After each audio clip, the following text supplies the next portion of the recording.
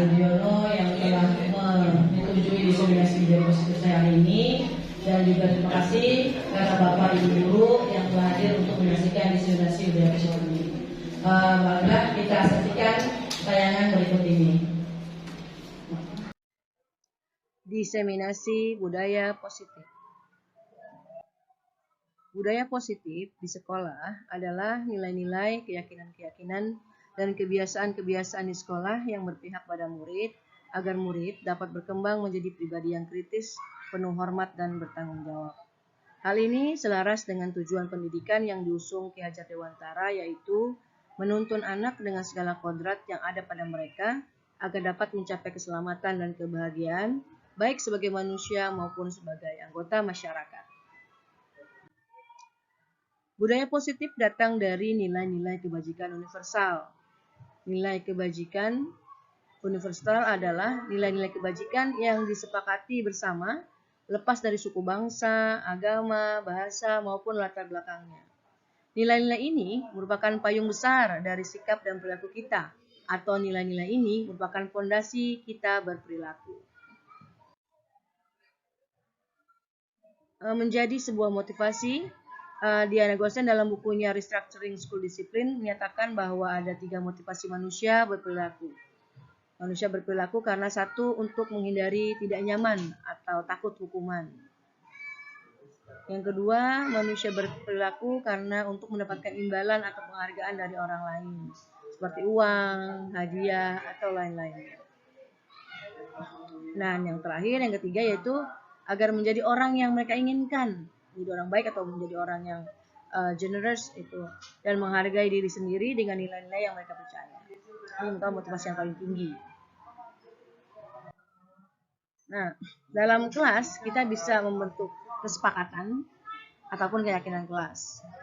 Perbedaannya adalah kalau kesepakatan kelas merupakan tindakan-tindakan yang disetujui untuk dilakukan di dalam kelas, sedangkan keyakinan kelas merupakan nilai-nilai yang diakui dalam kelas. Motivasi itu datang dari kebutuhan dasar manusia. Menurut Dr. William Glasser dalam bukunya Choice Theory, ada 5 kebutuhan dasar manusia. 1, yaitu kebutuhan bertahan hidup, seperti makan, minum, pakaian, dan lain sebagainya. Yang kedua, kebutuhan kasih sayang dan rasa diterima. Ingin disayang, ingin dicintai. Lalu yang ketiga, kebebasan, menginginkan kebebasan, tidak ingin dikekang, ingin mengekspresikan dirinya. Yang keempat, kesenangan, ingin merasakan kesenangan dalam hidupnya.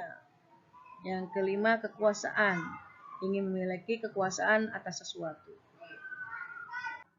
Restitusi, kita melakukan restitusi pada anak-anak yang bermasalah atau anak-anak yang menghadapi masalah, agar mereka bisa menemukan jalan keluar. Restitusi ini pertama kita ketahui dulu dari 5 posisi kontrol. Ketika kita menangani masalah pada anak, kita harus menempatkan diri kita pada mana, yaitu penghukum, membuat orang merasa bersalah, sebagai teman, atau sebagai pemantau, atau sebagai manajer. Tapi di dalam restitusi, kita diharapkan menempatkan diri kita sebagai manajer, yaitu orang yang bisa mengarahkan anak yang bermasalah ke dalam tindakan refleksi. Apa yang mereka lakukan itu salah, lalu apa yang mereka bisa perbaiki, apakah sesuai dengan keyakinan mereka. Itu kita ajukan melalui pertanyaan-pertanyaan, sehingga pada akhirnya bisa menguatkan atau watak karakter murid-murid yang bermasalah. Dalam melakukan segitiga restitusi, melalui segitiga restitusi, yang pertama yaitu menstabilkan identitas. Ketika menghadapi anak yang bermasalah, ya, kita harus stabilkan dulu identitasnya. Mereka meyakinkan dulu apakah yang mereka lakukan itu salah atau benar. Setelah identitasnya stabil, maka kita memvalidasi tindakan yang salah. Mengapa mereka melakukan hal tersebut? Yang terakhir, yaitu menanyakan keyakinannya. Kita rujuk lagi apakah tindakan itu sesuai dengan keyakinan yang sudah disepakati. Jika tidak, maka apa daripada konsekuensinya yang harusnya mereka lakukan untuk memperbaikinya. Terima kasih. Ini adalah praktik baik yang sudah saya lakukan di sekolah SD Serdang 07. Full screen, Miss. Full screen. Iya. Oh, full screen ya.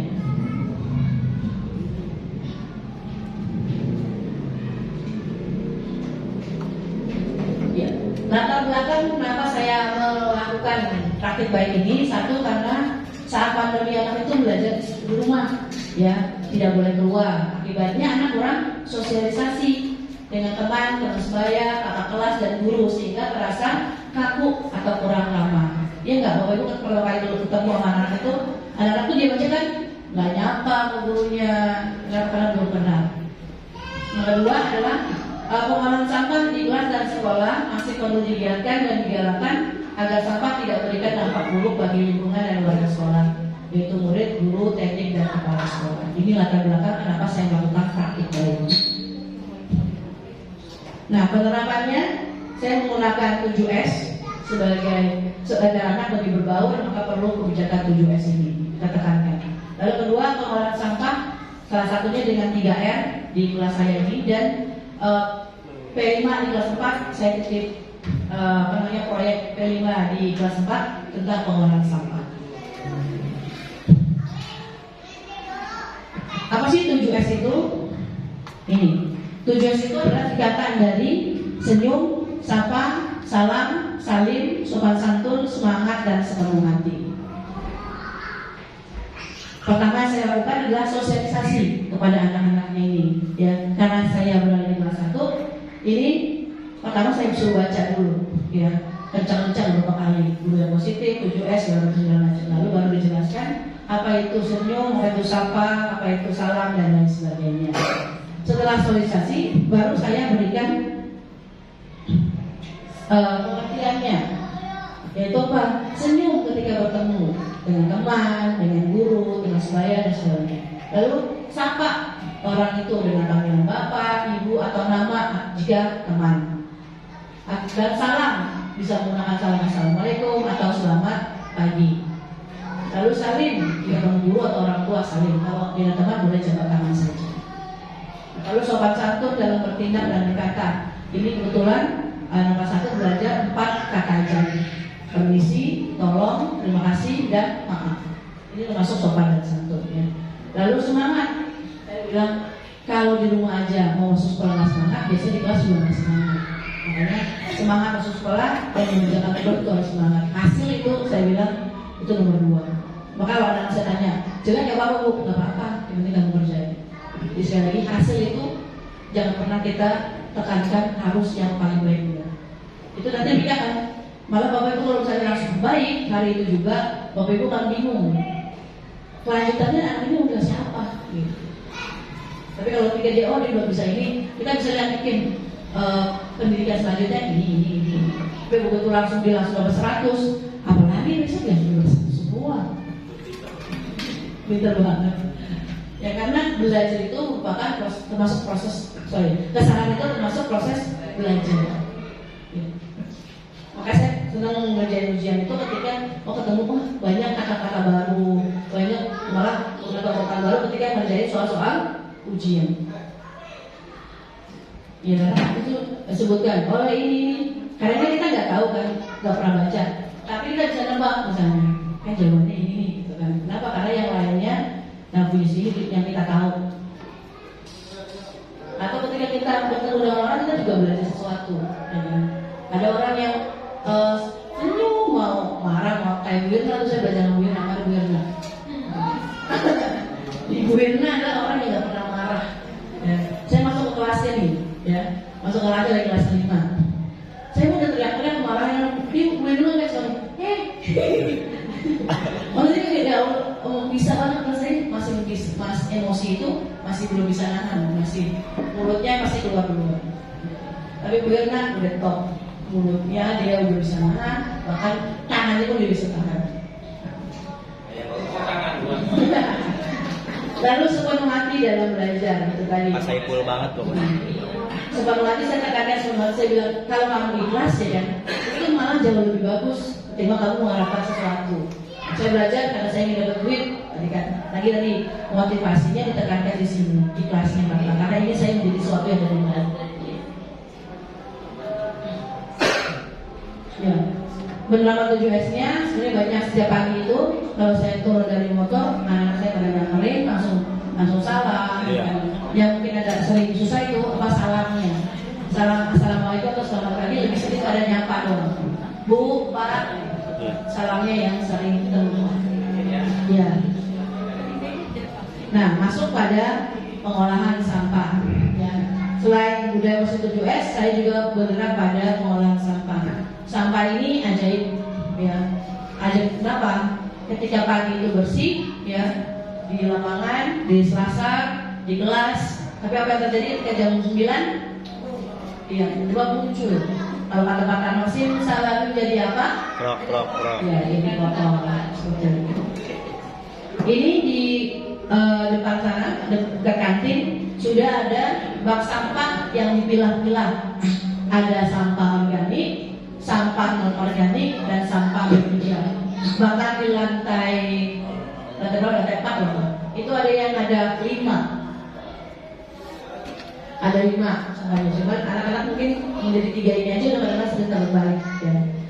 Sampah organik, sampah apa yang bisa dimasukkan di situ? Sampah sisa-sisa makanan. Jadi langsung dipilah. Ketika dia makan tidak habis, ya, misalnya makan mie tidak habis. Jadi mie-nya dibuangnya di mana? Di organik. Non organiknya styrofoamnya di mana? Di non organik. Tapi Bapak Ibu buka sampah ini 3, apa terjadi isinya? Plastik. Jadi sekali lagi sampah ini di Bantar Gebang sudah sampai setinggi gunung 16 lantai. karena sebulan itu 60 ton sampah dari Jakarta ke Bantar Gebang. Seharusnya tidak seperti itu, kenapa? Kalau itu dipilah, tapi kita masih juga males memilah. Dari rumah tangga aja plastiknya banyak, harusnya dipisahin. Kalau kita lihat di Korea itu udah ada tuh yang sampah pemisahannya. Sudah ada. Hari Senin itu yang diambil sampah plastik, hari Selasa sampah apa. Kalau kita kan sampah ya seminggu sekali atau seminggu 2 kali, yang dibuang gitu aja kan, sampah plastik isinya macam-macam. Memang susah, tapi kenapa kita tidak mulai dari sekarang? Bahkan sampah tempatnya juga masih 1 juga tuh. Kalau diisi, dibongkar, itu masih macam-macam. Kalau yang harusnya yang paling bersih yang ini, sampah B3, karena baterai, beli, ini jarang ada di sini. Tapi Bapak Ibu buka, ada di sini juga nggak Bapak Ibu? Ada. Ada. Kalau yang B3 ini? Ada isinya sampah biasa. Enggak, ada isinya plastik itu. Ada. Berarti belum dipilah ya. Nah, ketika mengolah sampah ini pun saya sosialisasi juga sama anak-anak saya, ya. Yaitu, dan selain itu sosialisasi, saya share ke WhatsApp grup kelas apa yang sudah dilakukan oleh anak-anak. Saya sekarang larang anak-anak saya membawa botol yang ini dia nih, seperti ini, ya. Saya suruhnya bawanya apa? Yang bisa diisi ulang. Iya. Bahkan sampai saya sediakan galon seperti itu. Nah, yang mau diterapkan adalah 3R. Sebenarnya banyak, ekobrik, ekoenzim, cuman yang saya terapkan pada kelas 1 ini adalah 3R, yaitu reduce, reuse, dan recycle. Reduce. Nah ini untuk mengurangi penggunaan plastik sekali pakai, maka saya suruh bawa tumbler. Dan saya juga sudah melakukannya ketika saya ngeprint. Saya menggunakan kertas-kertas yang tidak terpakai, ya. Ini kan kemarin kita dapat undangan ya. Iya. Ya. Ini kan ternyata nggak dipakai kan sama Bapak Ibu. Makanya saya pakai lagi nih buat ngeprint gambar yang anak suruh orang lain.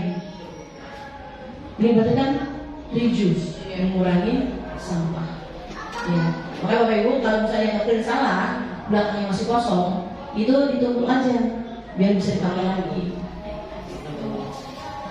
Kecuali ini ya, kalau buat kelas ya, kecuali buat misalnya soal. buat kenaikan pangkat itu jangan pakai.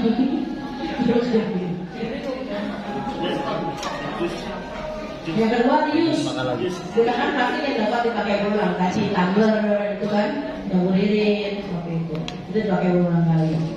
Dan recycle, itu contohnya rumah-rumah itu cenderung menggunakan kardus seperti itu ya. Mungkin banyak yang di ini apa namanya di acara sana yang menggunakan daur ulang. Dan Pak Amin sudah juga menggunakan plastik yang sudah bebas itu. Itu gimana Pak? Selanjutnya udah dikumpulin. Gimana kita ngumpulin Pak? Oh iya. Jadi Bapak Ibu, sekarang waktu kita 3 ini masih banyak botol-botol ini yang dipakai kan. Nah, botol plastiknya ini kalau memang sudah habis dipisahkan dari sampahnya ini. Karena kita mau pakai buat recycle. Bisa recycle, bisa juga dijual Pak. Dijual. Masih memiliki nilai ekonomis. Bahkan ketika kemarin proyek saya itu ketika SMA ya, karena sudah ada larangan untuk membeli botol, maka yang ada bukan sampah plastik, tapi adalah sampah kertas. Lalu mereka berpikir bagaimana caranya mengolah kertas. Kalau kita ya kertasnya juga, plastiknya juga. Tapi di sini saya gunakan 3R. Dan tadi ya, reduce dengan tren menggunakan kertas yang tidak terpakai tadi contohnya. Lalu reuse, ini tadi tidak luar gambarnya, saya belum cantumkan, saya menggunakan tumbler. Dan recycle nih bentuk rumah-rumahan yang menggunakan kardus, itu sebagai hiasan, bagus kan? Dan memasukkan pengolahan sampah pada proyek P5 tentang pengolahan sampah.